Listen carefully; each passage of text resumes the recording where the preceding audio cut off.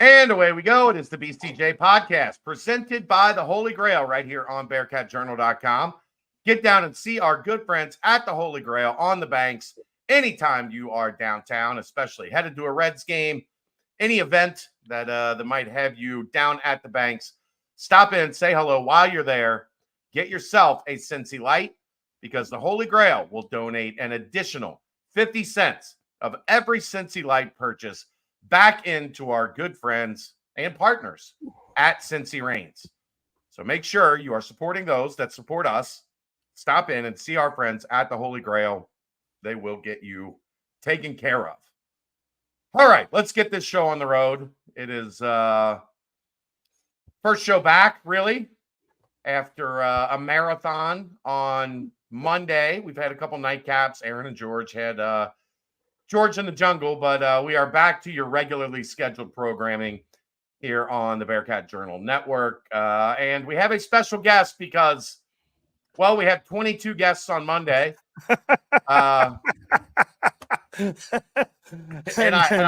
the well is dry, so let's call Mo. The well is dry, so we figured who better to have than to have none other than the voice of Cincinnati sports. Is that Dan Horde? I guess Dan Horde would be the voice of Cincinnati sports. Mm-hmm. The Prince of Cincinnati sports talk. Prince. I'm trying to come up with something. Is Lance the king? Well, I would say Lance is the king. Yes. So yeah, I mean, he has the money time. Like you'd like to be making what Lance makes. I'm sure. No comment on that one, but we'll call Lance the king. The Prince of Cincinnati sports talk. That's Mo Egger and my mentor. Some might say. That's weird, but okay. What's up? What's going on? You're 2 weeks older than me, so it qualifies. Thanks. We'll take it. We'll take it. Hi, Dave. Dave is here too. Hello. How are you? I don't think I'm allowed to go to any more UC baseball games. I went to the one game they lost against Houston. I rolled in today as Oklahoma was putting up an 8 spot in whatever top inning of the first game. And then they put up a touchdown in the first inning of the second game. So I'm probably banned from. Did you go home after the first inning of the second game? No. They're close too because it didn't start until like 6:30, and so we left at around 7. I think UC had scored maybe a home run when we were still there, but yeah, it was a rough start. A couple very unforced errors attributed to a big inning, and they're trying to claw back. But when you give yourself a 7-0 hole, it's difficult. At least they've got an offense that you feel like they might have a chance to claw back. But the problem is so does Oklahoma. Right, Oklahoma's their leadoff hitter entering the first game was batting a smooth .412. It's pretty good. It's pretty good. All right, let's talk to Mo. Mo, how's life? How was the schedule release party last night? How are things? Life is good. Schedule release party was a lot of fun. That's a fun show to do because nobody's angry. Nobody loses. We're not breaking down a loss. Nobody's mad about the player the Bengals didn't pick. There's nothing but anticipation. So I enjoyed doing that show, and we had a good crowd. It was a lot of fun. And it's one of the few things we do where Lance, Tony, Austin, and I all get a chance to work together on air. So it was a blast. It was a blast, and otherwise life is really good. I'm getting ready for my daughter's 7th birthday party this weekend. So this has consumed my life because my wife is sick this week. We got the big party on Saturday. And so the fact that I could get a night out and go talk about the Bengals schedule was a very, very much needed reprieve. If you were a Steelers fan, you might be a little upset, I think, at the schedule release. Sure. I probably wouldn't have been real happy to see their final 8 games be, if it was the Bengals, 6 division games, the Chiefs and the Eagles. Yeah. Probably wouldn't have been thrilled about that. I made the mistake. I made the mistake this morning. Like, I don't believe in complaining about the schedule. I think the fun thing about the NFL is the schedule is filled with oddities, right? Sure. And the Bengals have some. Like, there's 2 Thursday night games means you're going to have 2 different periods where there's a lot of games jammed into a very tight period of time. And then in between, they play 1 game in 23 days. So like they have 4 games in 19 days in December, bookended by division games. Prior to that, they play once in over 3 weeks. And without the benefit of having perused everybody's schedule, I just said today, like, how many times has a team played 3 games in a span, like one Monday to the next Thursday? I said 10 days. I guess technically it's 11. And I was literally just asking, oh boy, I shouldn't have done that. That was a mistake. And like, I went on the air today and I made a point of saying, like, actually, I like what the NFL did because they gave the Bengals a pretty easy start. This team stinks out of the gate every year. I like the schedule. There are with every year there are scheduling oddities. Sometimes the team might have 3 consecutive home games. The Bengals did in 2021, or they might have 3 consecutive road games, or they might play the same divisional opponent twice within 3 weeks. There's always these weird quirks, which makes the NFL schedule the most fun to kind of discuss. And all I asked was out of curiosity, like, how many times has this sort of thing happened? And that was a mistake.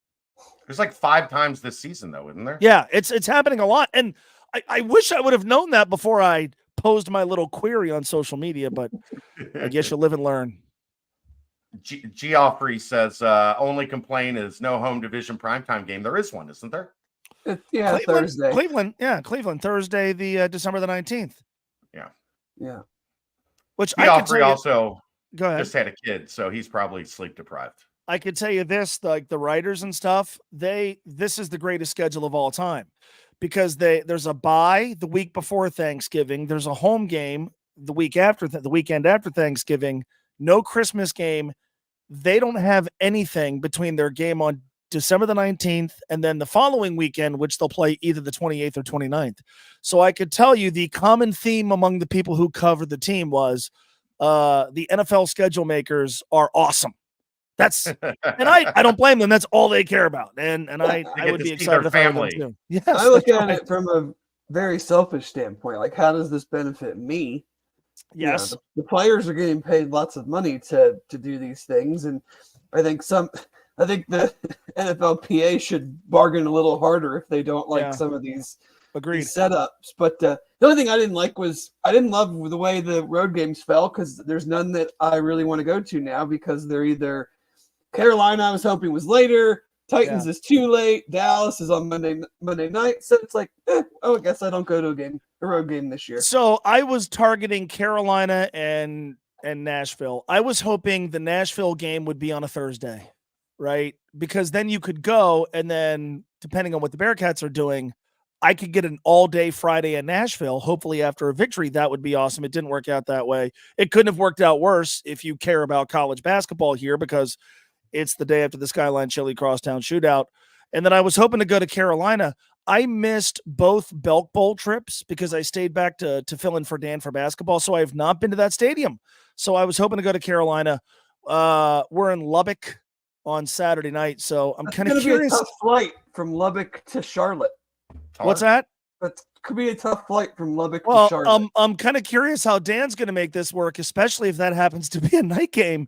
But so I settled on the Baltimore primetime game mainly because I have friends who want to go do that too. So it wasn't at the top of my list, but I will at least keep my streak of attending road games intact. Yeah. I figured this would be a good chance. We are essentially at the end of year 1 in the Big 12 for the Cincinnati Athletic Department. Baseball obviously is still going, but pretty much everything else I believe is done. And we are on to year 2. And I thought this would be a good opportunity to kind of take stock in year 1 and what we thought about inboarding to the Big 12 from the American Athletic Conference and how much different we expect year 2 to look after a year of experience. Because I guess my question is this, Mo, did the fan base underestimate how much of a jump that this was from the AAC into the Big 12? I hate painting with a broad brush, but if you underestimate? How about that? No, I didn't. I don't think I did. I don't think so. And I'm certainly not trying to claim that I'm smarter than everybody else, but I said this on my show during basketball season pretty early on that I said, like, I'm not sure how many people were really ready for this roller coaster. We're really ready for what this is going to be like, and what this is going to be like, not just in year one, but what this is going to be like moving forward. You know, Mick used to always say about the Big East, and he did this one year. If you finish fourth, you should get a trophy. This is the Big East on steroids. And so I do feel like, you know, everybody knows Kansas is great, but I think once we got into the league, there were a lot of folks who didn't really realize the depth and the quality, and also didn't realize like Houston was coming with them.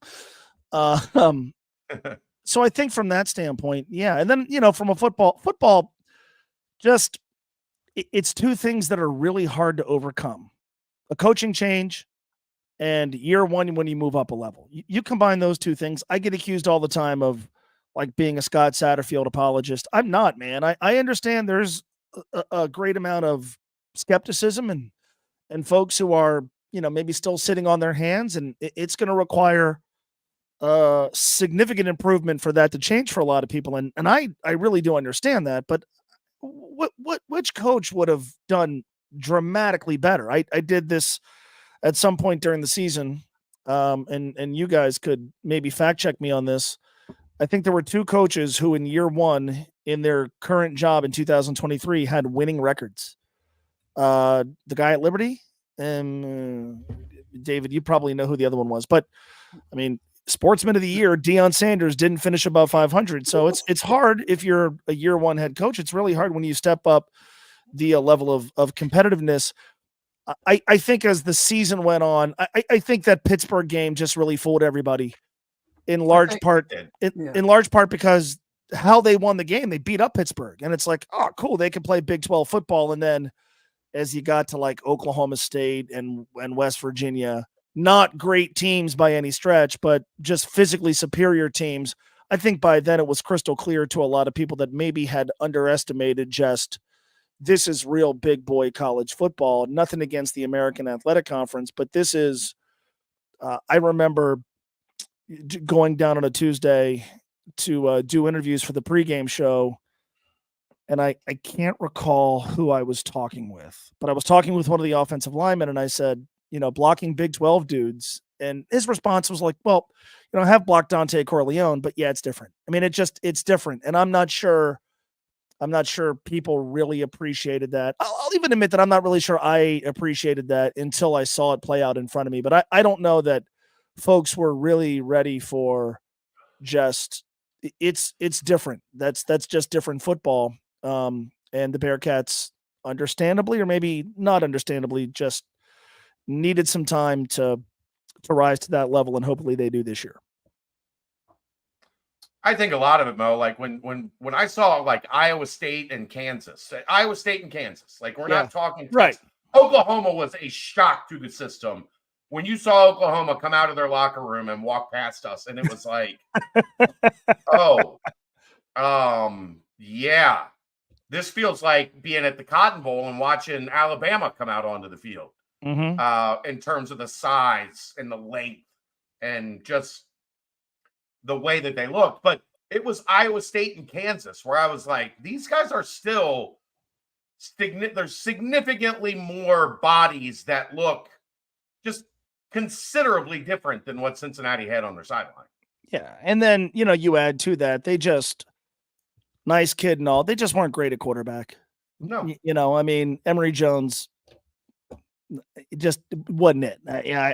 I'll put it as plainly as I can. And I remember early in the season thinking, like, when they start playing in the Big 12 and there's a physical disadvantage, the only way you overcome that is if you have like a difference maker at quarterback, and they did. Yeah.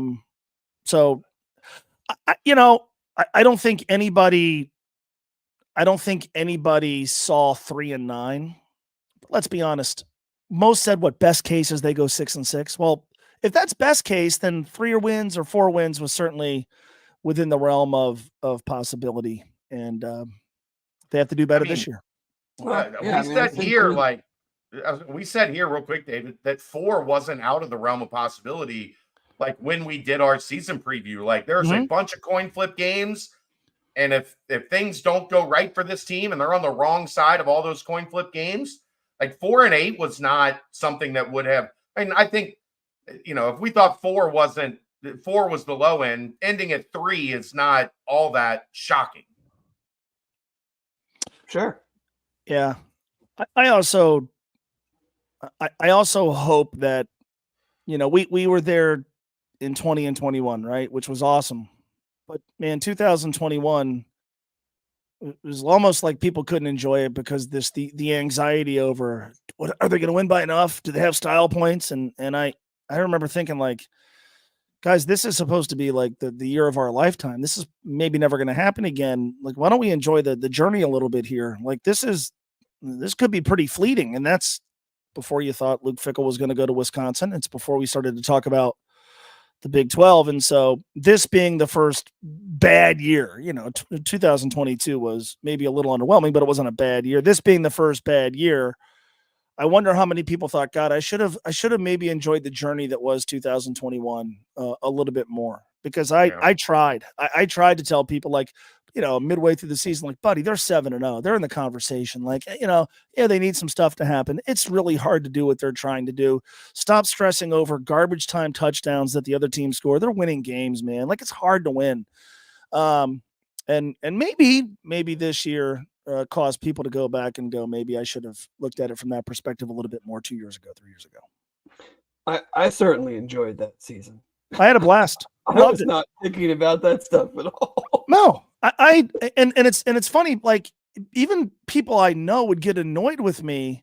Like, remember when they went to New Orleans? Yeah, and the backup quarterback and just looked sloppy. They kind of got pushed around a little bit in the first half, and then got it together in the second half and won by like 17 or something. 17, 18, something like that, right? And you never thought that they were going to lose. No. But they didn't go there and beat them 45-3. And I remember it was a road game, and there's this big target on their back, and I was elated. And I had folks that were like, this is like a loss. And I'm like, dude, you're doing this wrong. Like a loss? They're undefeated, man. Are you kidding me? They went on the road and won a conference game that was never really in doubt. And I'd have people that I know who would get annoyed with me for just caring about that they won. And really, that's where, they beat Navy by 7 that year. And I was elated. I'm like, man, that team's hard to play. Like, it's hard to go on the road and win. It's hard to play a weird style. They won.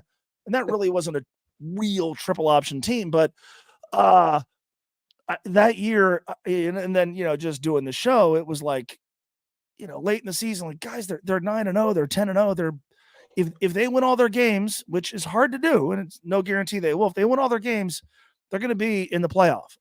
It's enjoy this. And I found myself having to tell people to do that more than I should have. I think a big reason was because once you got to kind of that 6-7-8-0, once you beat Notre Dame, once you saw that they were going to have a pretty good season, so many people's minds shifted automatically to the playoff versus just going 12-0. Yeah. And I mean, I still believe that if Baylor had won, or whichever team had won, they would have jumped us. I forget. I'm just convinced that they would have jumped them, but I wasn't fretting it because I was like, if we don't win all our games, none of that matters. Right. Like, so just keep winning, and then when you get to the end, if something goofy happens, then I'll be outraged or whatever. But like, why am I going to get upset about being 9-0 when we know the only way they make the playoffs is to go 12-0? Yeah, and you would find people who were watching the games through this lens of like, oh man, we got a punt. There's a missed chance to score a touchdown. Like, you're probably going to win this game, guys. So again, like when this season happened, I often thought of those folks who I'm sure, understandably so, were quite disenchanted with how the Bearcats were playing. And I thought, God, I wonder how many of those people look back at 2 years ago and go, I should have appreciated that run a little bit more. And it did make something that had happened just 2 years prior feel like it had happened about a lifetime ago. Yeah. It was that sort of season. And we talked about it's not something similar this year. I think I said 5-7, maybe 6-6, because there were obviously lines changed as the season went on. Mm-hmm. But a lot of the guys that do the analytical look at it had, I want to say, 6 or 7 games going into the year that the spread was either plus or minus 3, which, essentially who knows? So I was like, well, if we get a bunch of bad breaks and we don't have good quarterback play, then, I mean, I don't think I ever went as far as saying like 3-9 was a true thing. But like, if you're going to say 5-7's a real option, then, and you don't get some of these breaks and you lose a couple of these coin flip games and whatnot, then sure, that comes into play. But there was just a confluence of a lot of things that typically go against you when you're, and I know lately the big rallying cry is that, the cupboard wasn't exactly stocked. And I'm I don't like to say that, because I don't like when coaches then go, use the like, well, once I get my players, right. I'm like, well, these are your players because you're the coach now. Right. So, so I don't like to say that. And, it's easy excuse making. But at the same time, I mean, whether we thought those guys were great or not, I mean, there was still a clear gap from solid Big 12 to very good AAC. The week in, week out. Same thing with basketball. Like, I mean, us three follow it very, very closely, but it's just the everyday of it. Like, how many teams won Big 12 games this year, whether they were home or road, where they like just didn't play good? Right. Like, you have to play good to win. And that still might not be good enough. You might play good and the other team might just be better. There were no days of we shot 34%, turned the ball over 14 times and won 62-54 because the team we played is 297th in the net. Like, that just doesn't happen anymore. So, it's and the frustrating thing, I'm sure, was the number of close games which you felt in the first year. Not that you'd almost rather see like we're just not ready yet. Like, they clearly showed that they were ready, but then having so many games that you felt like they were a play or two away only adds to the frustration. Yeah, I mean, the thing about basketball to me is I felt like at times in some of those games, football, they were just they didn't look the part. Right. I never felt like the Bearcats don't belong on the floor. There were nights they played poorly, and there were nights where obviously, whoever they might have been playing had more talent. But I never felt like, as frustrating as, they lose at West Virginia, they just played really poorly, right? I mean, it just, sometimes you're just bad. And in those last 6 minutes of the game, they were bad, but it wasn't an example of, oh my God, they just, compared to the Big 12 team they're playing, they're outmanned, outsized. They played bad. I thought they fit in the Big 12. I thought within the very large middle of the Big 12, they were among a handful of teams that was kind of hard to distinguish from one another. That's good. Now, again, it's got to get better. It's got to change, but I thought they fit in. I thought they fit in from almost the get-go. And, Chad asked about, well, did the fan base underestimate the Big 12?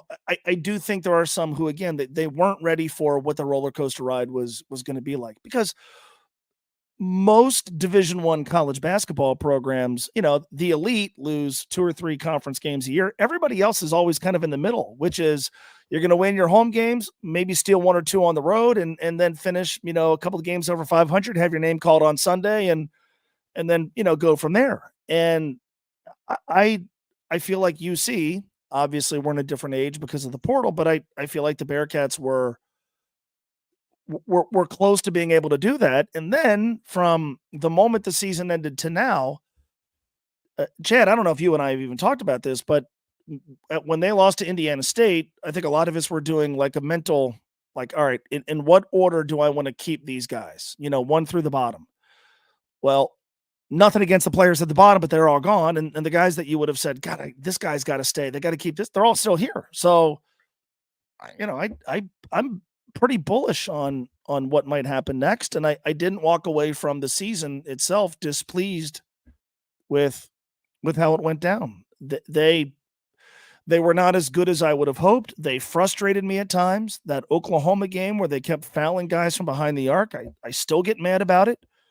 But I walked away from the season going like, yeah, the season in the Big 12, they weren't great. They got to get better. But it didn't feel like they have a lot of catching up to do. And that to me was encouraging. For me, Mo, maybe you'll disagree. I don't think you will. What has to change for their fortunes to be different in year 2 is being better at home. Yeah. Because football, the only home game they won was the FCS game. They did not win another home game. Like Nippert Stadium at one point in time, not long ago, was maybe the toughest place to play in the country. And that was not the case. And then basketball, I mean, 3 games probably that like where if you hold serve at home, you're comfortably in the NCAA tournament. Mm-hmm.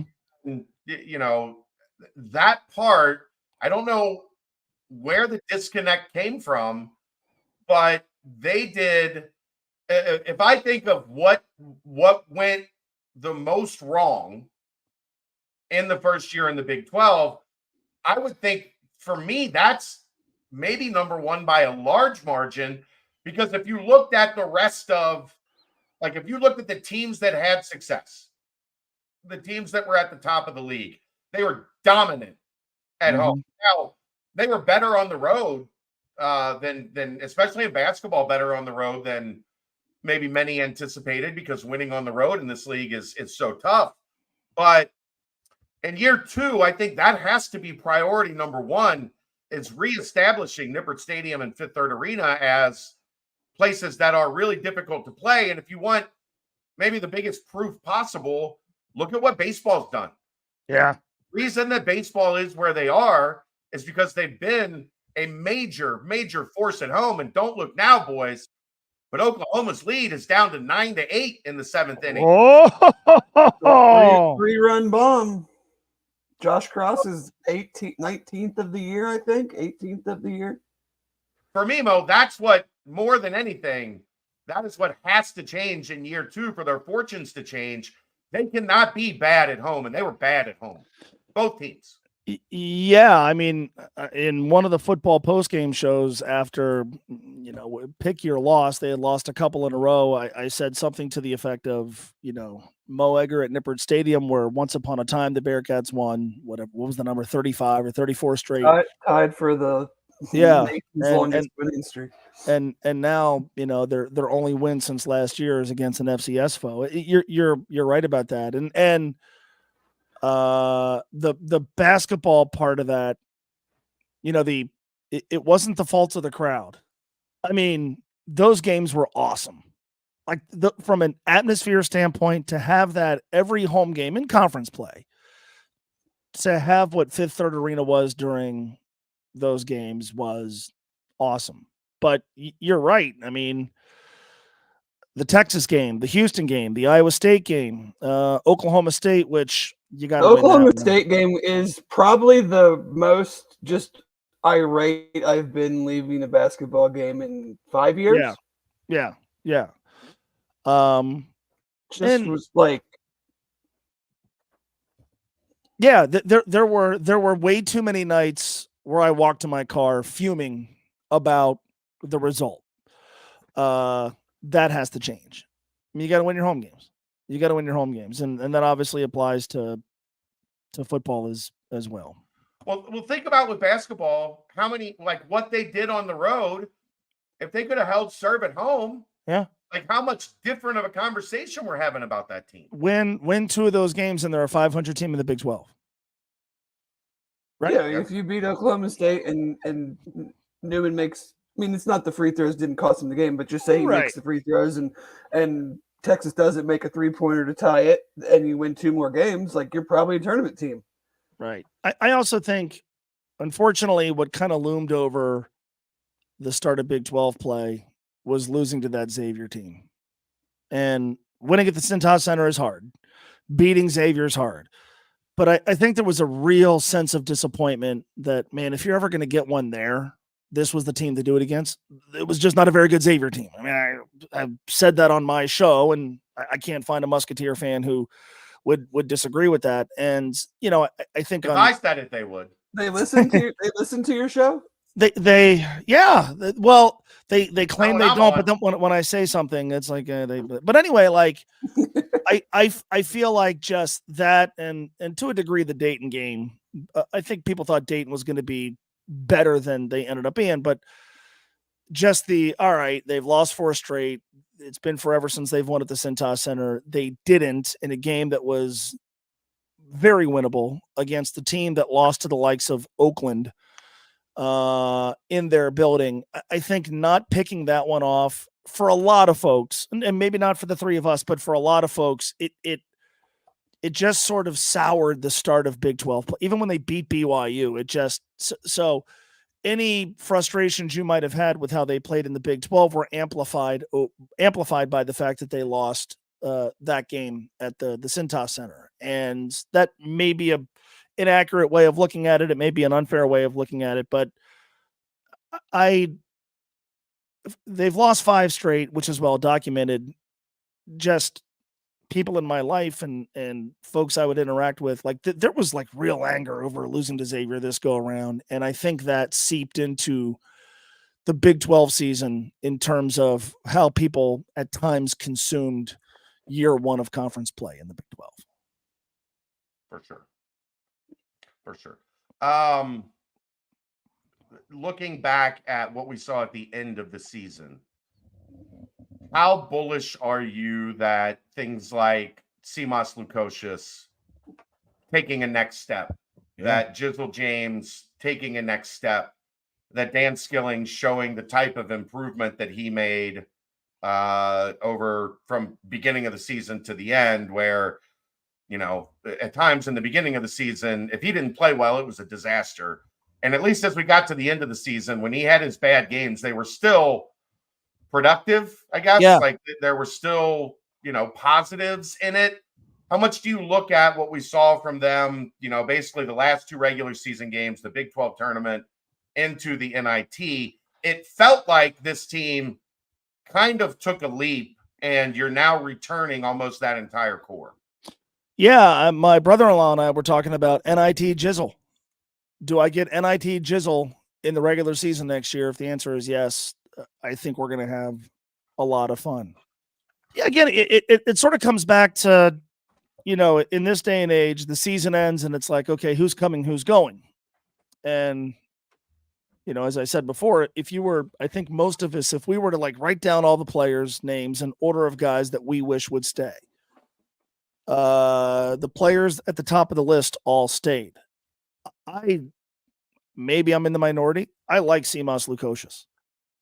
If you would have told me he's going to move to the Big 12 and average 12 a game for this team, I would have said that's a successful first year, and I guess maybe only year, which obviously is coming back.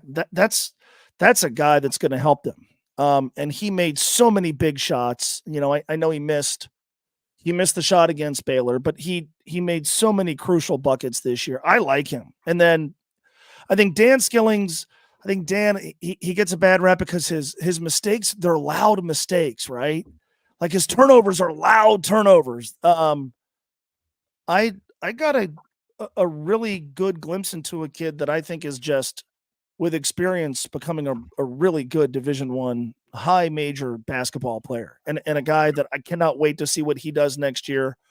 The big question for me is, you know, is their front court going to be good enough? Because there's just not a lot of front court guys that come back besides Aziz. But if I think if you said to most coaches in Wes's position, you're going to build your team next season with a year of conference play under your belt, you're going to build whatever you do in the portal, whatever you do with newcomers, you're going to build it around Dan Skilling, Simas Lukosius, and Jizzle James, they'd say, yes, let's do it.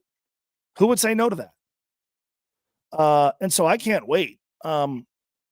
I'm a little more reserved than some fans who think like it's a all but a guarantee that this team is gonna not just make the tournament but coast into the tournament. I think it's going to be a little bit more difficult than that. But what are you building around? What UC is building around is really good, and the way those guys played at the end of the season, I think, should leave all of us really, really encouraged. And I'll add Day to that as well. I mean, I think at times, I know, Chad, you and I talked about this. You shouldn't get a bad rap for who you're not. The player that Day Thomas can help that team. Should Jizzle play more? Should he have started last year? Maybe. Is Jizzle's ceiling higher? Is he going to do more things that wow the crowd? Without question. I think Day Thomas can help this team next year, and I'm glad he's back. 3-run homer for Oklahoma. It's now 12-8. Yeah, they hit the ball good. But yeah, I totally agree. I think the Big 12 in and of itself should keep fans from thinking that like it's just they're gonna just coast to the turn. Like you're still gonna have to get better teams. Because everybody's still gonna be good. Like there's 4 top 5 teams and another top 10 team. Half of the top 10 is in the Big 12. Right. Yeah. So we might be better, and the Big 12 is still going to be awesome. So if you don't play better at home and not blow 11-point lead, the same thing, you can be better and still have the exact same things happen because the league is just that good. And you hope that you take those steps and some of those situations go your way. But yeah, I mean, I think, especially just with the way that college basketball has become just in general. I mean, outside of the truly top teams this year, and I don't know everybody's roster with the portal and everything, but nobody does. How many teams nationwide are bringing back? If you ask the coach, like, pick 5 guys that you absolutely would want back, how many of them are bringing all 5 of those guys back? Right. Regardless of who they are for UC, like I don't think you see that almost anywhere anymore. And yeah, they're replacing players with really good players as well, but you just never know how that is going to mesh, how that's going to go. And especially coming off of the first year in the conference, I feel like it was important that they had the nucleus back, and you weren't hoping that someone from a lower level would have to be thrust into a major role, and how would they handle that? And I mean, I think the guys they added are solid players, but they're not going to be asked like, hey, we need you to come in and average like 17 a game if we're going to have a shot to make the tournament. Like they're good players that deepen UC's talent level, but you're not pulling a bunch of guys from all over the place and then praying that they elevate their games against a bunch of teams that they never had to play against before. No, they're going to have to do that next year. Yeah, I mean, if you took UC's first 7 years in the American Athletic Conference, they lost 27 regular season conference games in 7 years. So less than 4 per year. Yep. Those are the first 7 years. The last couple of years, it got worse. But first 7 years in the AAC, lost 27 games, so less than 4 games a year. Those years are over. You might one season have a special team that loses 3 or 4 games in the Big 12. Their last 3 years in the Big East, if memory serves me correct, they went 12-6, 9-9, and 11-7. The 12-6 team finished in 4th place. Like, in really good leagues, and UC's in a really good league, you're not getting away with fewer than 5 conference losses, especially now that we're going to have more teams and more games. So, unfortunately, there's and like I get it. We all sort of default back to what we know, and what we know is these 2 large successful stretches of time in recent UC history where they played in leagues that weren't great leagues, and so when they had really good teams, they were only losing a handful of games. Those days are over. If you're using the records they would have in the American Athletic Conference as a barometer, you're doing it wrong. But, I think 2017, what they lost two games in conference play, maybe 3, they were a 7 seed. Those days are also over. And so I'll take the trade-off. But again, I would agree. I think if you said to most coaches, you're going to build your team next season in a major league, and you're going to do it with the players that you most wanted to keep, which coach would say no to that? Which fan would say no to that? You see what's happening in this sport. There are a lot of coaches at good programs who are just starting from scratch. I think it's pretty cool in this day and age when you don't have to start from scratch, and you can add some guys who look like they are going to be able to help in the short term and maybe really help in the long term. Yeah, I mean, to back up what you said, Houston was the only team that lost fewer than 5 conference games last year. Right. And you're adding 2. Like 15-5 is probably going to be about what the conference champion is at. Yeah. From here on out. Kansas was the 17th ranked team in the country and went 10-8 in the conference. Yeah. I mean, so I do think I think there should be a recalibration of what expectations are, even when this gets to the point that we're all hoping that it gets to from a roster perspective. It's just what they're trying to do is really, really hard. But I again, it wasn't that I wasn't frustrated during the season, Chad. You know that I was, but you are. I can confirm. Yeah, when I talk to you every Thursday, right? Minimum. Yeah, when I walked out of that gym in Terre Haute and I wish they would have won that game, but this season was, we love to make it black and white, success or failure. You might say it wasn't a smashing success, but I have a hard time calling it a unmitigated, at least in basketball, an unmitigated failure. Yeah, I think they missed the mark by a little bit. They missed the mark by a little bit. Yeah. I feel like that was the frustrating part, is like going into the year, Chad and I talked. I think I was like, just based on expectations, the Big 12. Don't get killed. I said be in the conversation in February. Yeah. Like, give me a reason to sit down on a Wednesday night at 9:00, and this game matters. Like, start there and then be in the mix at the end of the year. And they were. And the frustrating part became all of those missed opportunities, but that didn't change. And that changes your expectations. Like, to say, well, I expected them to do this 4 months ago and then watch the season go, you can change results, change expectations. Sure. But they pretty much did exactly what I thought. Like, be in the mix. Like, give me a reason to watch in February, be in the mix. And then it came down to it. They just didn't get enough stuff done. And so, I mean, they kind of did exactly what I thought they would do. I wanted to look at bracketology in February.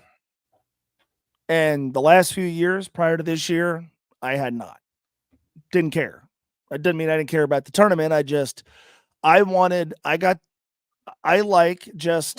It's fun. Some are more accurate than others, obviously, but it's some that are inaccurate get paid a lot more than others. Yes, too. They're very high profile, but I wanted to go to the bracket matrix and just see how many have them in, how many have them next 4 out, last 4 in. I wanted to do that. I did that. Now, I'd be lying to you if I told you I did that the last week of the season, or when they were making their mini run in the Big 12 tournament. But in February, I was entertaining. We were all doing all right, how many games can they get to 500 in the Big 12? Let's kind of do the math here. We were starting to pay attention to other games around the country that would have an impact on other bubble teams. That's what I was asking for in November. It had been since 2020 since I had, done that. So I view that as a success. If it proves to be, Chad, you made this comparison all the time. If it proves to be 2010, which was in real time, extraordinarily frustrating season, they finished below 500 in the league. It was, when I remember that year vividly, when they walked off the court in Maui. Yeah. And when it became kind of clear that they weren't going to be a tournament team, there was like, is this working? Legitimately. Yeah. And then now we kind of look back on that season with fondness. It's like, all right, that team had all the dudes. Lance was obviously on that team too, but that team had all the dudes who were in the Sweet 16 in 2012. So it was sort of like this next necessary step that they had to take. That wasn't the big leap we were hoping for, but it was a step forward. We didn't realize it in real time. If this season proves to be a version of that, akin to 2010, I think we're going to look back on this season with a great amount of fondness, and I think there's a very good chance that that's kind of how it plays out. I'm curious, Mo. This is kind of my brain wandering a little bit. When you deal with something like a league that is going to enter the season, and somebody will rise, somebody will fall. It's not going to end the way that we're talking about right now. But when you look at like 4 top 5 teams, the way that the Big 12 schedule is going to go, you're going to play 10 teams once, 5 teams twice. Mm-hmm.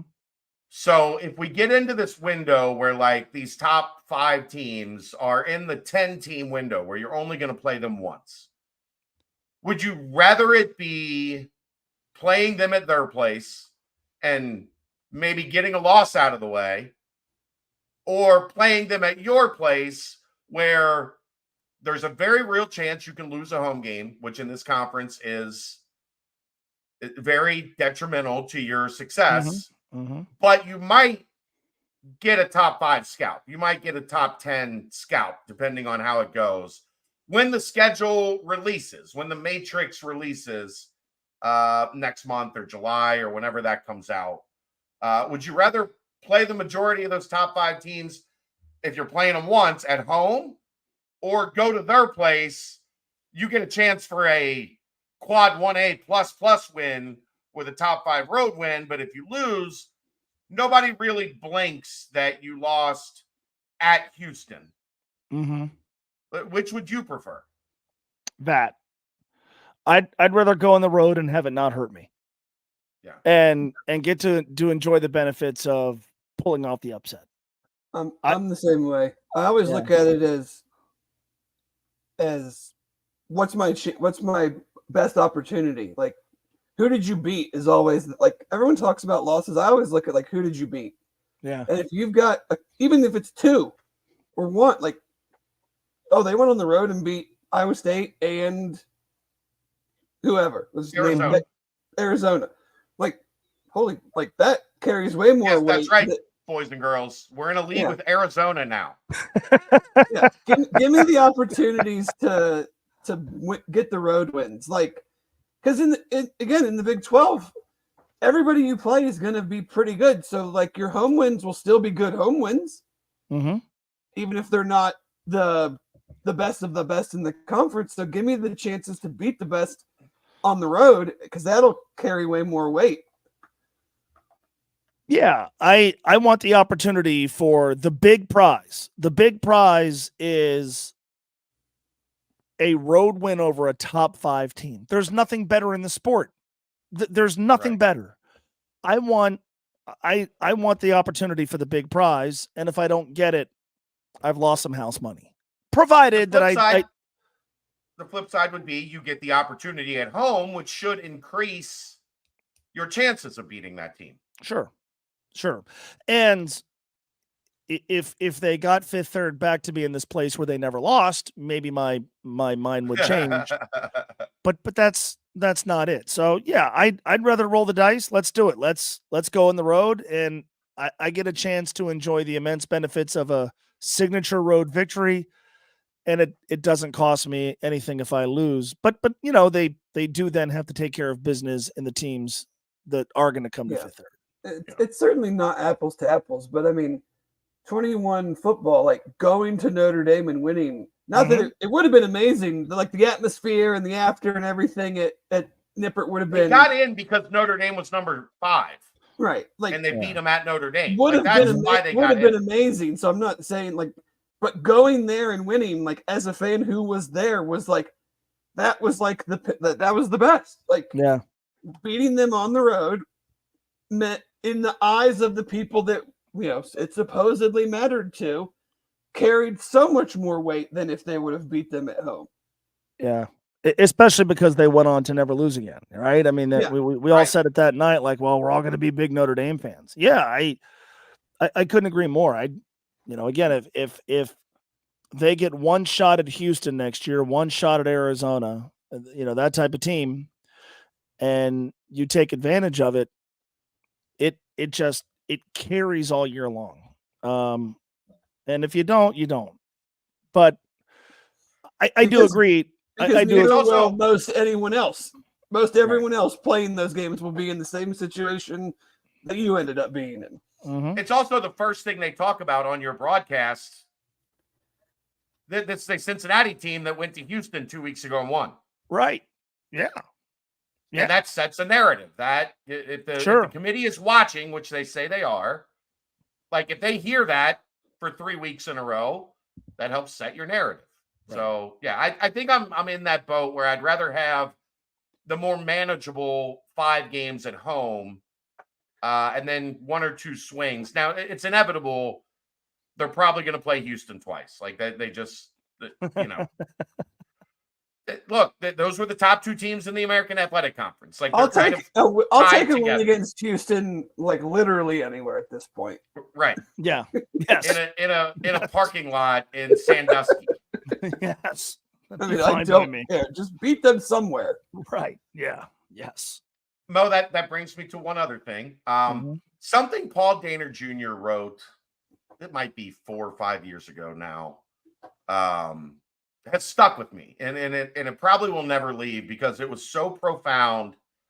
I think it might have been Burrow's first year, or it was the year. I think it was Burrow's first year, where all of a sudden they draft Joe, and everybody is projecting them like they're going to make this huge leap.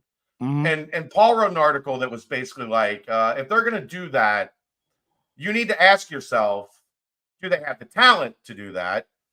And by asking yourself that, you have to ask yourself, where do they have top 10 players in the league? Yeah. What position groups do they have top 10 players in the league? And the answer at that time was what? You could argue like Tyler Boyd was a top 10 slot receiver in the NFL. Mm-hmm. And Joe Mixon was maybe a top 10 back. This goes to when they gave Mixon that contract, and Mo, you had the same thinking I did. It's like, who else are they going to give it to? Right. Yes. He's their best player. He's their best player. If you don't pay him, who are you paying? Right. So when you look potentially at the Cincinnati roster, I guess the question becomes like, where do you project? And it's really difficult because of the portal and it's hard to know who's on what teams and what everybody's going to roll out because Houston's team is going to look a lot different. Kansas is going to look considerably different. The only team that really I think is going to look like Cincinnati is Iowa State, where they are going to look virtually the same. Baylor, TCU are going to look a bunch different. Arizona. Yeah. But do you feel confident when you talk about Dan, when you talk about Jizzle, when you talk about Seamoss, when you talk about even Aziz? Because I think even though he's limited offensively, his defensive prowess is enough that you could consider him one of the upper echelon centers, like true centers in this league, because it's a league that honestly doesn't have a lot of centers. Right. A lot of teams play essentially forwards at 5. Yeah. Right. Do you feel confident when you look at this team that those 3 or 4 guys are going to be in a position where I'm not saying Cincinnati's going to have the best at any position in the league, because I don't think that's realistic. I don't think they're going to. But when you look at it and you say, okay, of the point guards, like I feel Jizzle is ready to take a step into like that upper third. We're talking about a 16 fucking team league. It's top 5. How many all league teams are there going to be in the Big 12? Are we going to do like old fashioned, like right? Yeah. So are we going to do like first team, second team, third team, honorable mention? I mean, what the Big East did? Didn't the Big East have like 10 players on each team? I think so. Or something. Yeah, they had like 7, 8, 10 players on first team, second team, third team. I think whatever. I think there was a time where Conference USA back in the day had first, second, third, and honorable mention. So, there were 20 guys who technically won all league honors. I'd like to go back and look and see who made this honorable mention Conference USA team. I think there was at least first, second, or third team. So let's say, I don't know if the Big 12 is going to have that. Let's say the Big 12 had first, second, and third team. Could Jizzle James could he be third team all Big 12? Are they doing it by position, or like when the Big East used to have four point SK Russ Smith and like four other guards were the first team. Yeah. It was SK Russ Smith, Shabazz Napier, Jeff Adrian, and a wing. Or Hashim Thabit. In a wing. So could Jizzle be third team all Big 12? I think so. Could Dan? There's a lot of good wings in the Big 12. A lot of good wings. That's where it gets questionable. Is like you're point guards, but like when you have Caleb Love's gone, Shed is gone. Well, the Iowa State kid, Taman Lindsay. Lindsay is going to be up there almost for certain if he's healthy. Dawn Harris is back for a year. For Desmond Ritter, year 17. But I think Jizzle could be top, like a third team selection. I don't know that I'd be comfortable going any higher, but a third team or honorable mention. Yeah, I think he could be. I would even. I mean, you got 16 teams. I would even say just like a top 5 player at your position. Yeah. If you have 2 or 3 top 5 players at your position in the conference, I think you're going to have a pretty good year. Yeah, I would agree with that. I mean, it sort of hinges on Dan, right? Like, I'll tell you this. Kansas thought Dan was the top based on Kansas's actions behind the scenes in the offseason. Kansas thought Dan was the top 5 wing. Offseason. But I mean, like, handshake line. Right. So, like, we all assume Jizzle's going to be better, right? We all assume he is just now scratching the surface. CMOS, we kind of know what he is, right? That's not a knock. Like, can he average 11 or 12 for you next year? Can he make big shots at the end of games? But we sort of know what he is. I think we'd be stunned if hopefully he doesn't get hit by a car again. That would be beneficial. Yes.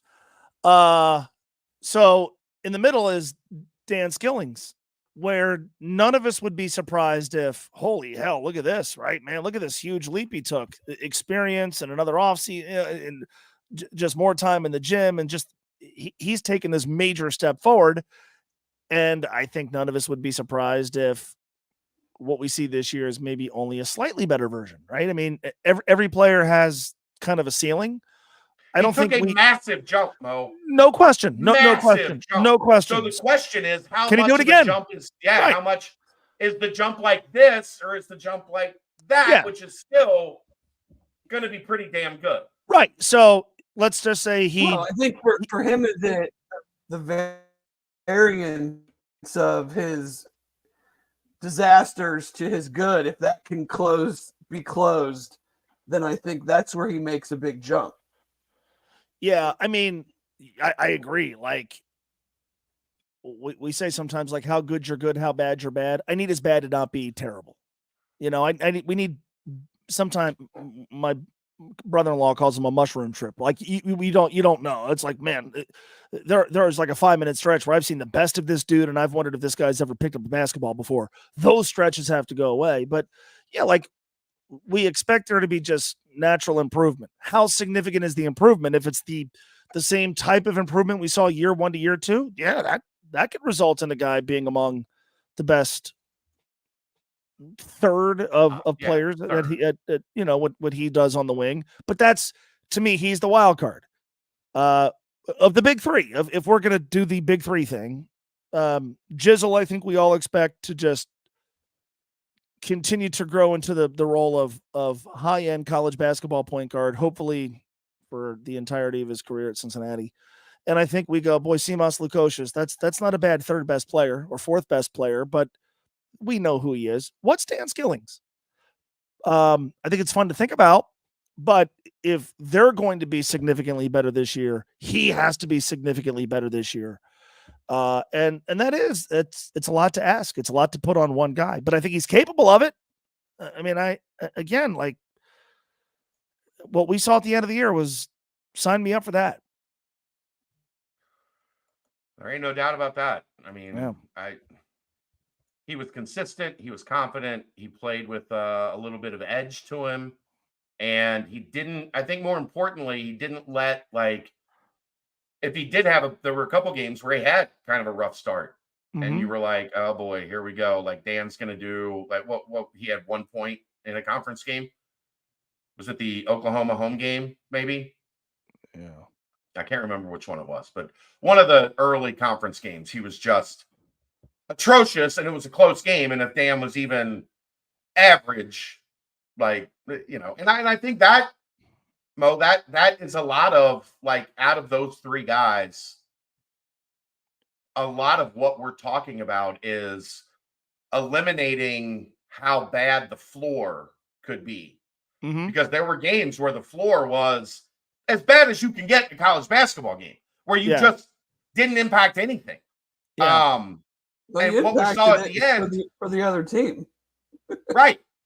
And what we saw at the end was those guys, even when they weren't having a great night, they were still finding a way to make an impact. They were still finding a way to be a factor. Yeah, I mean, it's like mixed best players. You know, Gary Clark had one really, really bad game against Xavier, but those last 2 years, he didn't always have a great game, but he never had a bad one, right? Right. That's important. I mean, that's really important. You don't have to be the reason we win every night. Just don't be the reason we lose. Right. I think that's, and there's a lot of examples of that. You're not going to be great every night, especially in this league, but your off night can't be what we look back at the next day and just look at the stat sheet and go, holy hell. Like, and I think that's an important part of Dan's progression, because you see it sometimes even just inside a game. I mean, he is capable of delivering, you know, stretches of brilliance, and then minutes later, a stretch of, oh, Dan, what is going on? If those go away, like you would just expect the better games to increase in volume and for the better games to increase in quality. But yeah, I think the best basketball players, the best players they've had, my favorite ones at least, are the guys that you would say, yeah, they had a bad game. You know, they went 3 for 8 and they scored 10 points. They had 4 rebounds and 2 assists. And held their own on defense, but didn't turn it over 6 times or didn't make a bunch of idiotic decisions, that sort of thing. And that's important, I think, for Dan and for this team. How worried are you about replacing John Newman? A lot more than I would have said I would have been at the beginning of the season. Right? It's something I've mentioned on CJ Frederick, where everybody is quick to write CJ Frederick off because last year did not go as planned. Right. A year ago, at this point in time, everybody wanted John Newman gone. Uh-huh. They wanted him off the roster. They wanted his spot opened up for somebody else. Am I saying CJ Frederick is going to have a John Newman type final year? No, I'm not saying that. But there is a correlation that guys can, after a season where health didn't go their way, that they bounce back. Yeah, and with John, you know, his first year that he played here, we really didn't get a chance to see what he could do offensively. And then maybe we would have had he been able to play 2 years ago. But we saw it this year. With CJ, we know there's something offensively he does really well. It's not a question. Yeah. We know he can shoot. He obviously has missed a billion games. That's nobody's fault. But if he's healthy, I know he can do this one thing really well. I know this. He's done it at this level. You hear it at work every day. I do hear it at work every day. I mean, I do, but I so when you have a guy who's really good at this one thing that we all say they need more of, why would we be so quick to dismiss that? Now, you might be skeptical that he's going to play in 25 or 30 games. I get it. He'd probably be the first. Sure. He is. He probably is. That is a fact. He knows he hasn't been able to stay healthy, but he does this one thing that they need so well that it's not worth rolling the dice, that he could do that for a sizable chunk of games for you next season. That doesn't mesh. That doesn't make any sense to me.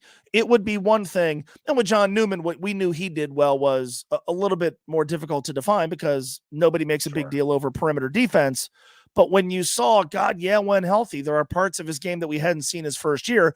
CJ's not suddenly going to turn into this awesome defender. That's not going to happen. He's not going to suddenly turn into a guy that you want with the ball in his hands, for 22 seconds on the shot clock. But he does this one thing. I mean, every year, they need shooting. Well, they have a guy who can do that. So we're not going to give him a chance to get healthy and then hopefully through some stroke of luck, stay healthy. Like, that skill is worth investing in and gambling on. So I'm not out on CJ at all. I know now. I understand they went and got Connor Hickman, who can make outside shots, and that's all well and good. Okay, you're allowed to have more than one.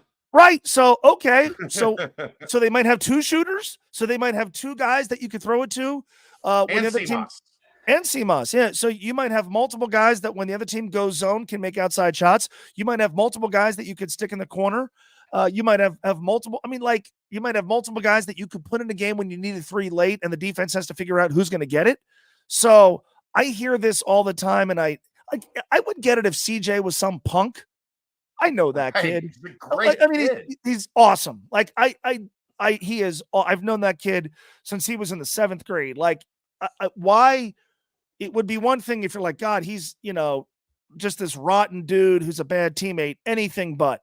So and I know he does this one. And by the way, he didn't do it at a lower level. It's not like, well, God, he shot the ball well in the Sun Belt.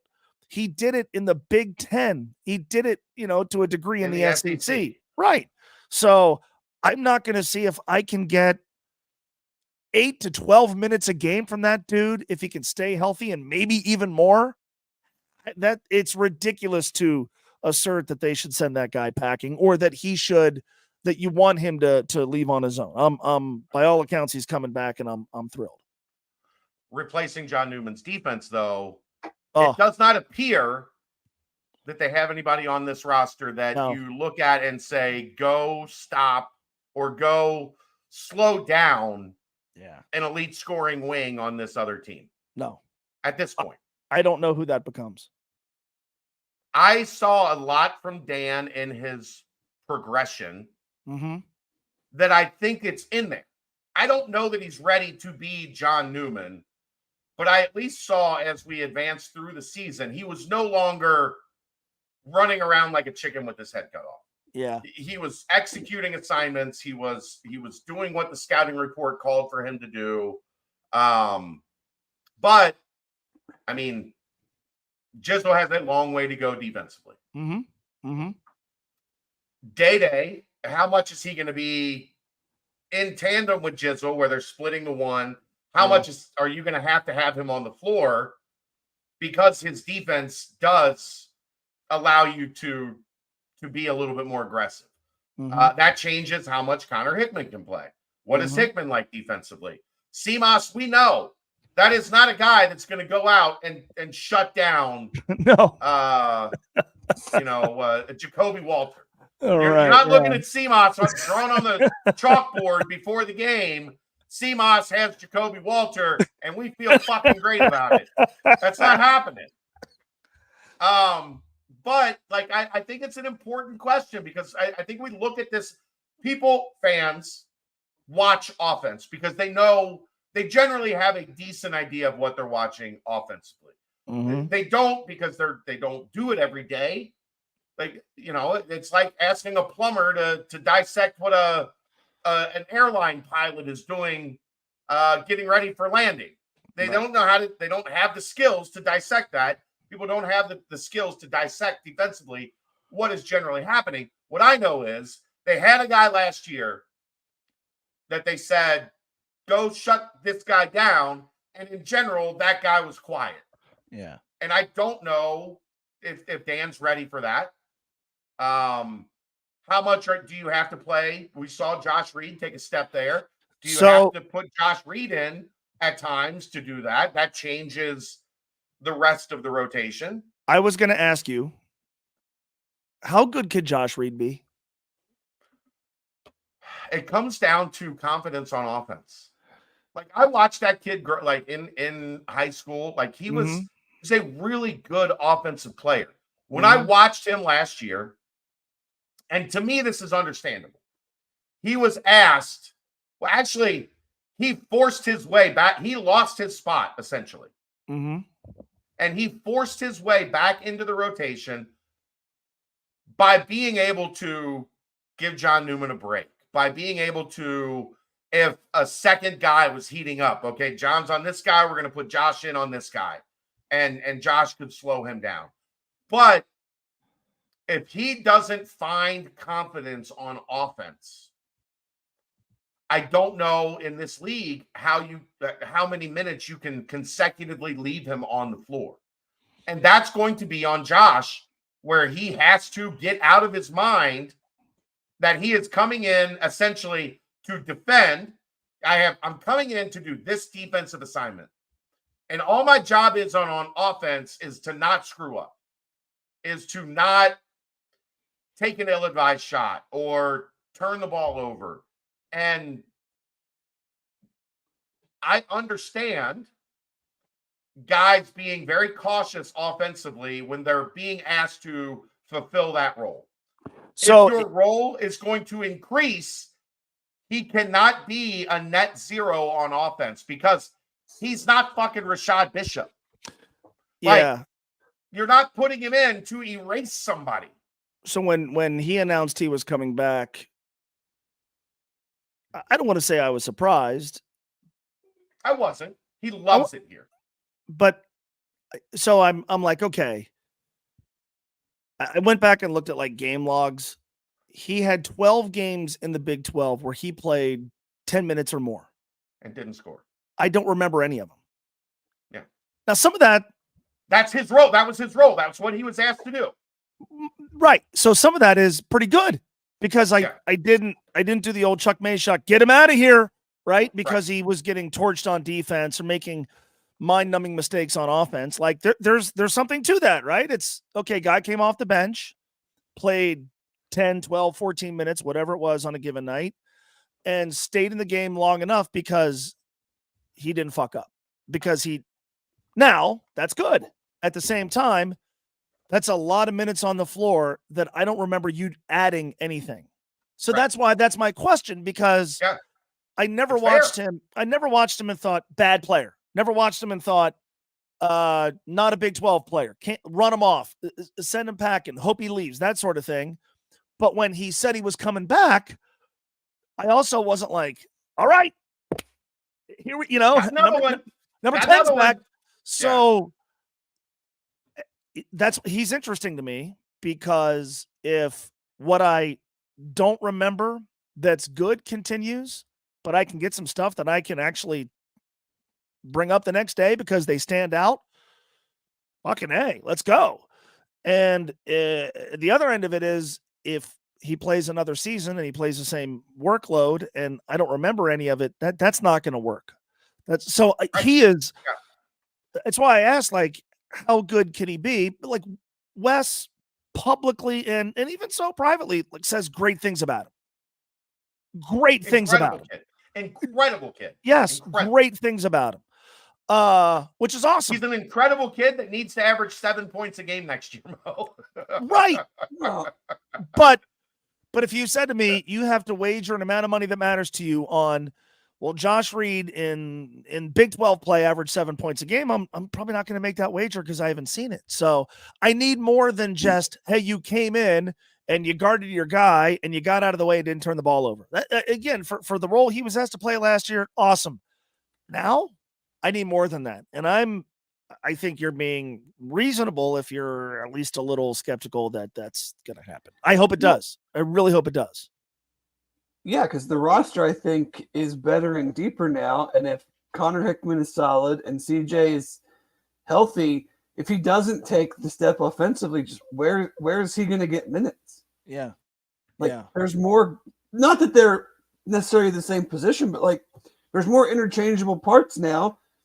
If you can't get, like, the defense is and rebounding is fine and all, but like if you're nothing offensively, even when you're wide open, how much can West truly play him if these other guys maybe aren't as good as him defensively, but they're not zeros, but yet they are giving them much more offensively? I'm just not sure where he sees the minutes if the offense doesn't take a fairly substantial step. There just aren't many players in modern college basketball that play a lot of minutes that do nothing on offense, right? Not everybody's a great shooter. Not everybody's going to break down dudes off the bounce. But I mean, at the highest levels of college basketball, which is what we're talking about here, there aren't many guys in a 7 or 8 man rotation that are nothings on offense. And Josh Reed wasn't nothing on offense. I mean, I hate to say it, but wasn't nothing on offense.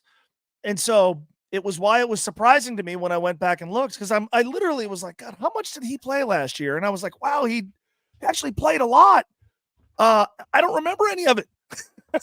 And there's good and bad to that. That cannot be the case this coming season. You know what people have called him, Mo? I'm interested in hearing your opinion on this. Yeah. 2024 Jermaine Sanders. Huh. Is that good? I don't know. You tell me. As a sophomore, Jermaine Sanders played 34 games. He averaged 13 minutes a game. He scored 3.1 points per game as a sophomore. Yeah. As a junior, he played 21 minutes a game. He averaged 5.7 points a game. He shot 30, and as a sophomore, he shot 27% from three. As a junior, he shot 37% from three. If Josh Reed, there's no way he gets 21 minutes a game, but if I don't think so either. But if he can get 6 points a game, then I'm 5 points a game, 6 points a game with his level of defense on a team that's probably going to be a little deficient defensively compared to what they were a year ago. I think you take it.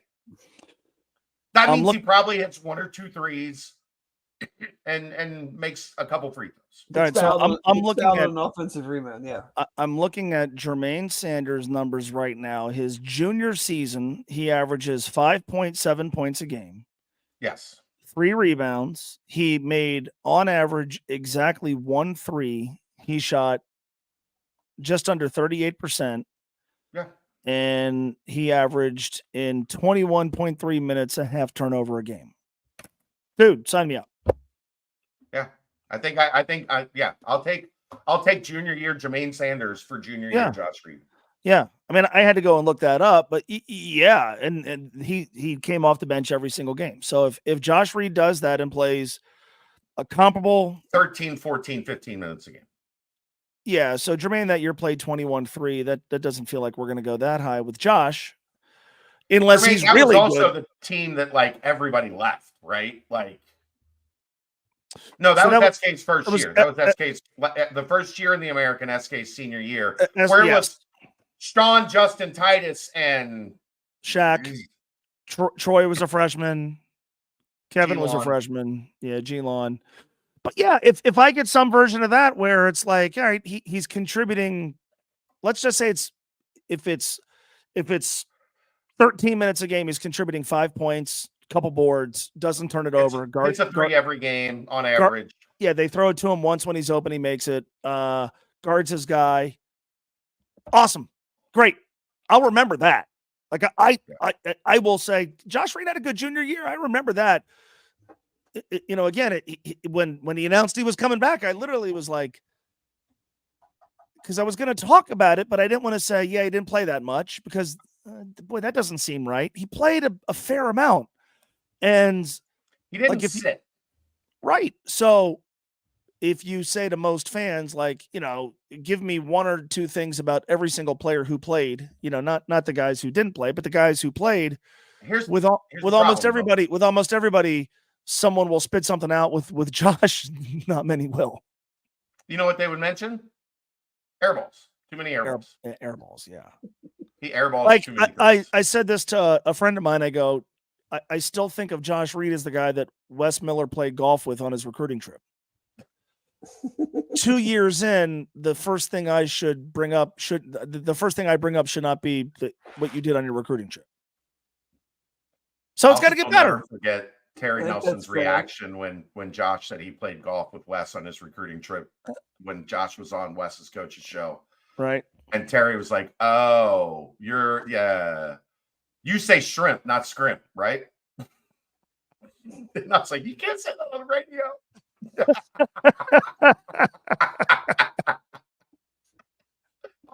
Yeah, it is what it is. Well, anything basketball left you want to get to, Dave? Because I still want to get to a little bit of football stuff. I know Mo's probably going to kill us for keeping him this long.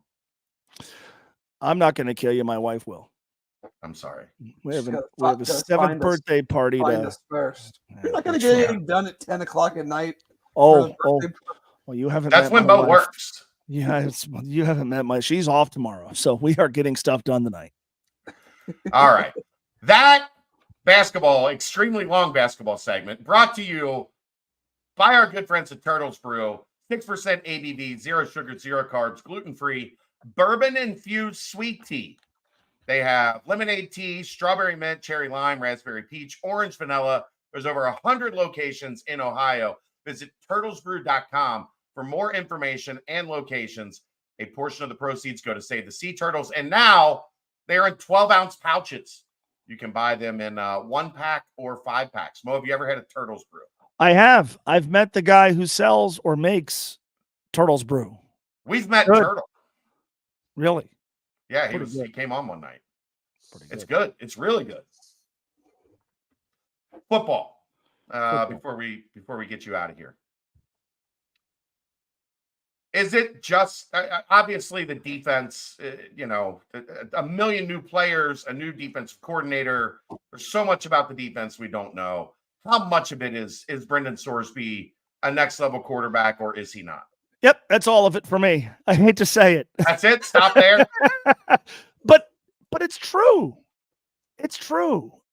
I mean, I love Desmond Ridder. Like, love. I have a picture of Des Ridder behind me. But when's the last time they had a dude that you just thought, boy, this guy with his arm talent is going to be able to make a difference and help you overcome stuff? Could Sorsby be that guy? They haven't had one of those maybe since Gunnar Kiel. And I'm undermining Des as a passer a little bit here, but I watched last year's team, and I hate it when there is a hyper focus on the quarterback and his deficiencies, but I couldn't help but watch last year's team and wonder, like, if they just had a slightly above average QB, how does this differ? It's not like they would have been a 9-win team, but how does this differ? So I put so much on him this year. It sounds unfair, but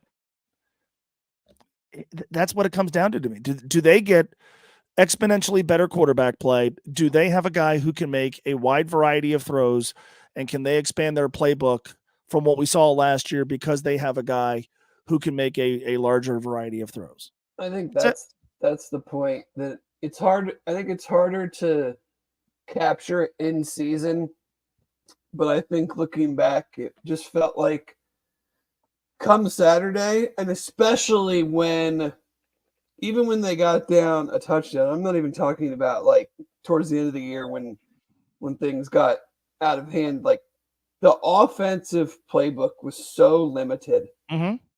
When if they like, it really just like there was, we would on my show on Sunday mornings, we would talk all the time about the middle of the field, and it just got to the point where it was like, they're not throwing there because what's that? Either they, it's not that I don't think it's that Sad didn't want to call plays to take advantage of the middle of the field. They, whether it was Emery, whether it was tight ends, whether it was like, they couldn't call those plays.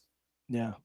I just felt like the playbook was super limited, and then the plays that the big plays that were there, they very rarely connected in the pass game.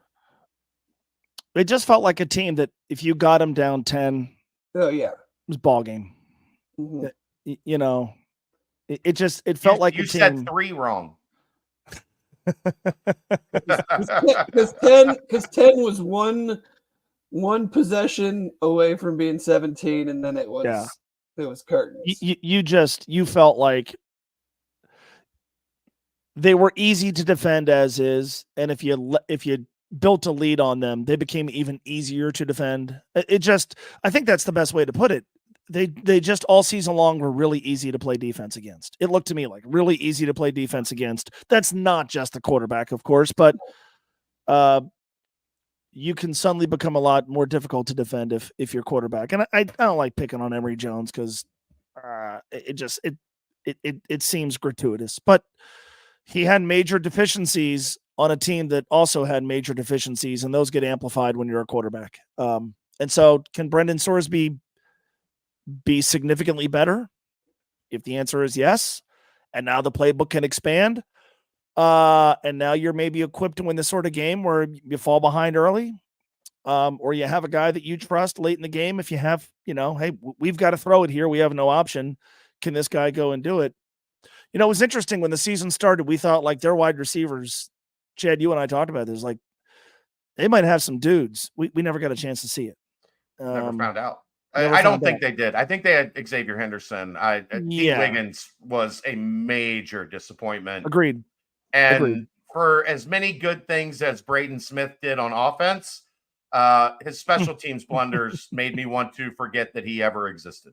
Yeah, right. So, but yeah, I mean, I feel like there are obviously a lot of questions on defense with a new coordinator, but can they just suddenly turn into a team that is not even difficult to defend? You have to account for them doing more than just one thing if you're a defensive coordinator. And they still did that one thing great. Imagine if they can do more than one thing. They were a top 10 rushing offense in America.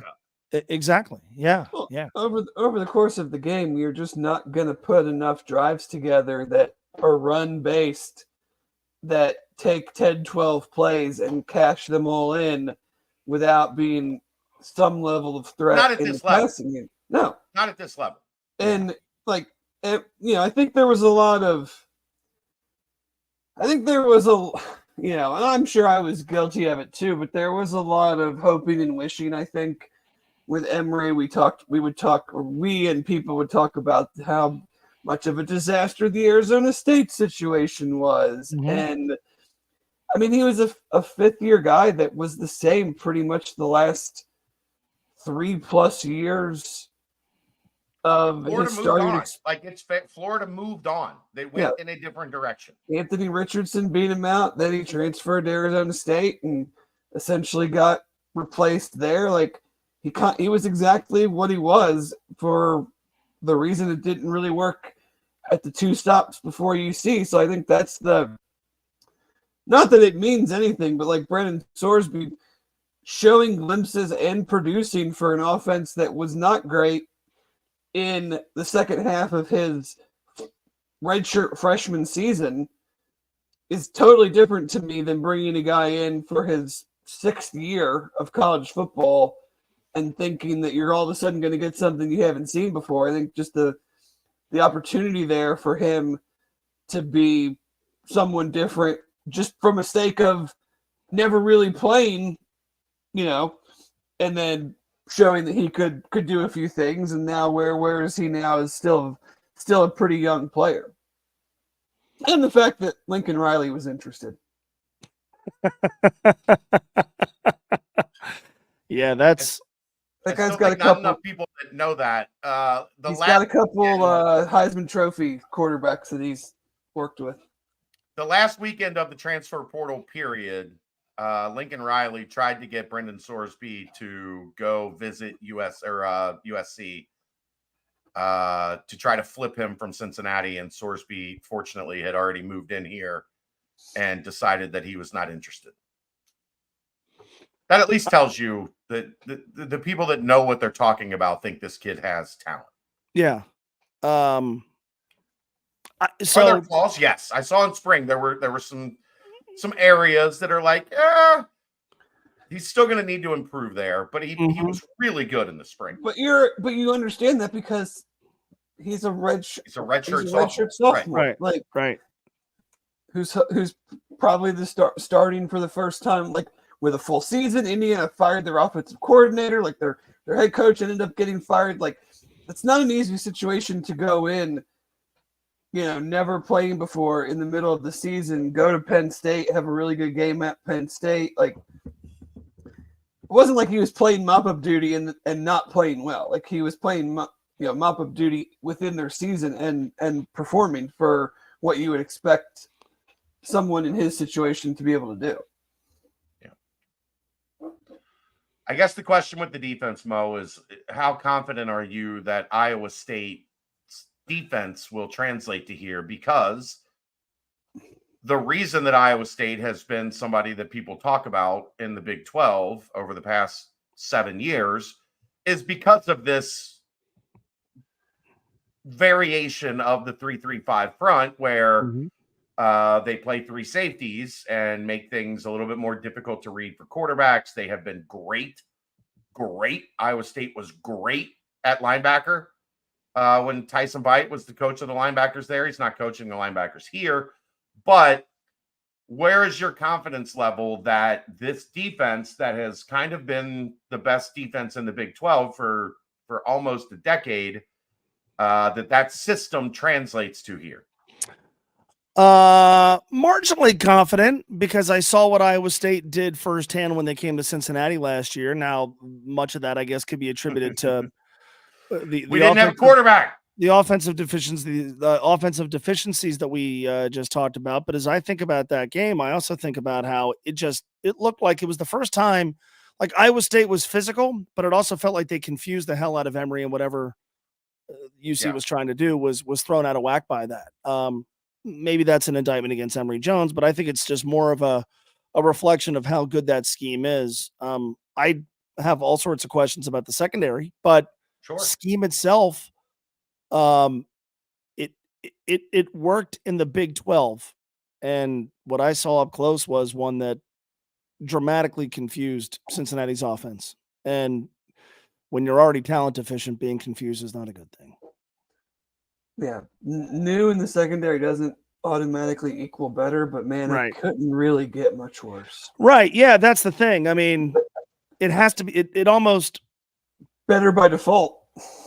I mean, it's not unlike the Bengals at safety, right? I mean, it's a lot like the Bengals at safety. It can't get any worse. So, again, new doesn't mean great, but new has to mean at least a little bit better because it was really, really bad last year. So but there's a difference, I think, between a question mark and a deep concern. I'm more curious than I am deeply concerned. My guess is that unit's not going to be great, but it has to be better. Just by default, it has to be better. Has to be. I agree. All right. Well, we went to the bottom of the barrel. We found Mo. This reminds me of guests on Monday. This reminds me of during the pandemic when everybody was like doing podcasts and then like around May, I was asked to be on a podcast every day. And you could tell like every podcast had every good guest on, and it's like, we'll get that Mo guy to do it. And then suddenly I was like doing 2 a day. So this kind of reminds me of that. Except, but I felt that actually. I felt that just now. As one of the people who asked Mo during the pandemic. Oh, trust me, I like March and April, nobody bothered me. By the time we got to like Mother's Day and folks were like, well, we've had everybody on that we wanted to get. We still have to do this. Maybe we'll get Mo. So Mo, you did that to me every day. That was just to give me a break during a time when we had no sports. And I knew you would say yes. Five unpaid minutes with Chad Brendel. Do you know how many times? Like I was on it, I think it was like 3:45 every day or whatever it was. Yeah. Where at like 3:00, I was like, I have to come up with something for Mo, and I don't really have anything. So I was going to Deadspin, I was going to Barstool, I was going like every like niche outlet that was just coming up with content. I was like, there's got to be something here that I can talk about with Mo. Yeah, I was reminiscing. We were talking about how, life changed in March through whatever, June, July of 2020 and I said, like, I don't miss that. But nobody does. Nobody misses that. I said, but from the standpoint of what we do for a living, it was the only time where, like, for 5 months, we got to pass every single day because everybody understood you don't have anything to talk about, but you still have to do shows. So no matter what we did, like, and even the audience, the audience could not have been more generous because they knew, like, when you don't have game, the first few weeks of it was fine because NFL free agency was still happening in the draft. But once we got clear of the draft and there's nothing going on and you still have to do shows, I think everybody gave us a pass. And I don't miss those days, but there is a part of me that does yearn for what it was like to do a show and have everybody understand this is not going to be good and you're not working with anything here. So whatever you try to do, we'll accept. I told Mo, behind the scenes, I told Mo, whatever you need, man. And you were like, yeah, you sure? Do you mean that? Do you really mean that? Because if you really mean it, then, I'm going to take 5 o'clock hour is all yours. We're going to send a Comrex to your house, and you're going to do 30 unpaid minutes every day. Mo, I just have to ask you before you go, how much of your how much do you think your wife and daughter are hoping the Knicks win tomorrow night for the sake of this birthday party on Saturday? I think they're hoping that the Knicks win tomorrow night so that we can do something Sunday that doesn't revolve around a 3:30 game 7. I think that's all they care about. My wife, it could not be more understanding and more awesome when it comes to just me loving sports and being into the Bearcats and everything else. The Knicks have been really irrelevant for most of our marriage, or most of our time together. So typically, like, I watch them a lot during the regular season, and then the playoffs start and they're not in it. And now back-to-back years they have been, and she has said, like, this is a bit much, man. Like, this is, I like, she follows the Bearcats and she follows the Bengals. She's like, you know what? I don't care at all about this. So you're on your own here. She views this as a major annoyance. My daughter is so excited about turning 7 years old. And the fact that my brother got her a Taylor Swift backpack, she couldn't care less about anything else. So it really doesn't matter at all. But I think they're both, like, if I gave them a choice between, hey, we're going to watch game 7 on Sunday at 3:30 or do something else, they clearly are rooting for something else. How do you feel about it going into tomorrow night? I weirdly think they're going to win tomorrow, but if they don't, they're going to lose game 7 because they're so shorthanded. The one thing they have in this game that they haven't had in this series is an extra day of rest. And so I think that's to their advantage. But I think if they play at 8:30 tomorrow, then lose and have to come back and play at 3:30 on Sunday, still woefully shorthanded, I think that's going to be way too much. I think they have to close the deal tomorrow. But in a weird way, I think they will. They were this close to going up 3-0. Nembhard made the 31-footer at the end of the shot clock last Friday. They were this close. They basically tanked game 4, and they played great on both ends the other night. I think, though, asking them to win this in 7 when you would have a less than 48-hour turnaround from game 6 to 7 is a little bit too much. I think they have to do it tomorrow. And this birthday party is keeping me from being able to go. Dave, you're the last person I went to a Knicks Pacers playoff game with. Game 4, right? They got destroyed. It was Kenyon Martin versus David West. That was a minute ago for sure. Yeah, it was 11 years ago. So if not for this birthday party, I'd be in Indy tomorrow night. But we have the birthday party. What time's the party? Party is at 2:00, but I have to cut the grass. I have stuff that I've been asked to do. Yeah, but you can't go after the party. The game's at 8:30. Yeah. Or the game's tomorrow Saturday, night. the game's Yes, tomorrow that's true. night. So, sorry, I was thinking it was Saturday.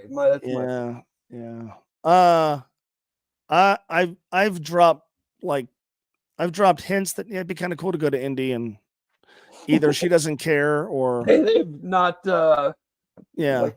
Like I think like if this was UC, she'd say, "Dude, go." Yeah. The Knicks, she's just she doesn't understand. She doesn't understand. Yeah, they haven't been good for long enough for her to understand. Correct. She did the other when they won game 1.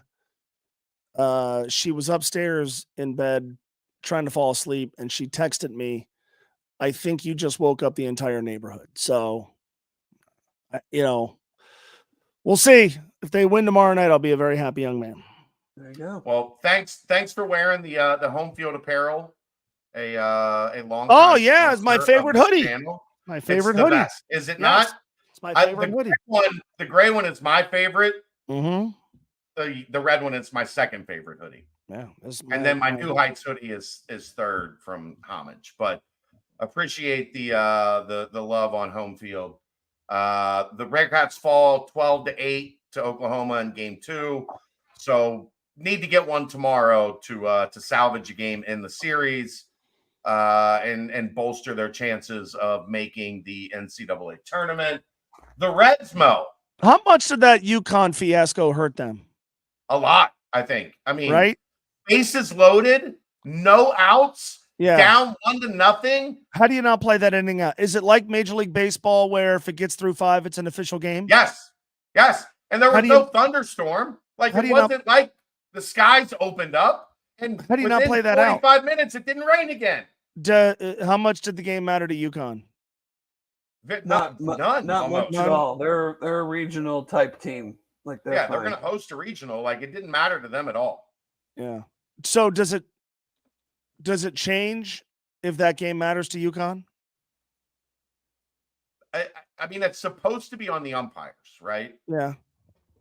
I don't know. Maybe. I mean, it was 1-0 in the 5th inning. It wasn't 7-0. It was 1-0 in the 5th inning. They had the bases loaded. You don't play that out. And you don't resume when the rain stopped. It did not rain the rest of the damn day. I don't understand. So they still have an at-large chance. Yes. Yeah. I think you answered this on Twitter today, but like we've seen in college basketball, the conference tournaments have kind of been de-emphasized. Sort of the same in baseball. It feels like it. Yeah. Feels like it. There was one I don't know what they call it for baseball. Had them in as a 3 seed in one of the regions before today. Now they lost 2 games to the number 12 team in the country. So I don't know how much that changes. I would guess that first game probably hurt them. Like they made a bunch of errors. Oh yeah, and it was uncharacteristic, and they got spanked. So, but yeah, win tomorrow, and maybe you're right back on the right side of the bubble. I don't know. Man, it would be cool if they made it. It was cool a couple of years ago, and they won that first game. They were picked dead last in the preseason. Cool. To make the tournament after getting picked dead last would be. I don't know how much you've talked to Jordan Bishop, but I think I love him. Yeah, so I've talked to him on air twice, once in his office and then once on the phone. And my experience talking to him, it was, if you recall, it was right before his media availability where they did some football stuff and then brought him out. But I interviewed him in his office and just awesome. I love it. Friendly, welcoming, fun. I was going to go to the UConn game because it started at 11 o'clock in the morning, and then just the weather looked dicey and I had stuff going on. It kills me. Every year I say I'm going to go to a lot of games, and I've been to half of one this year. But I like him a lot. It'd be really fun if that program could get going. It'd be really fun if that program could. Mo, we asked him Monday, we gave him a few minutes, promote your camps, here's a little extra time. And he was like, I don't know. I don't know the website. I don't know the days of the camps. I'm a baseball coach. I'm trying to win baseball games. Go to GoBearcats.com and click on baseball, and there should be some stuff there. But as it is, I'm trying to win baseball games. We had him on right after Doug Martin, and those I love Wes. Sat and I are in a good place. Doug Martin and Jordan Bishel might be my two favorite guys in that building. They are. Mm-hmm. Yeah. I've had Doug on. If nothing else, go back. If you haven't watched anything from that subathon, go back and watch the Doug Martin interview. Perfect. Definitely. All right. Doug, this is an NIL promoting podcast brought to you by Cincy Reigns. What do you think of NIL? I don't like it. I don't like it. It's not for me.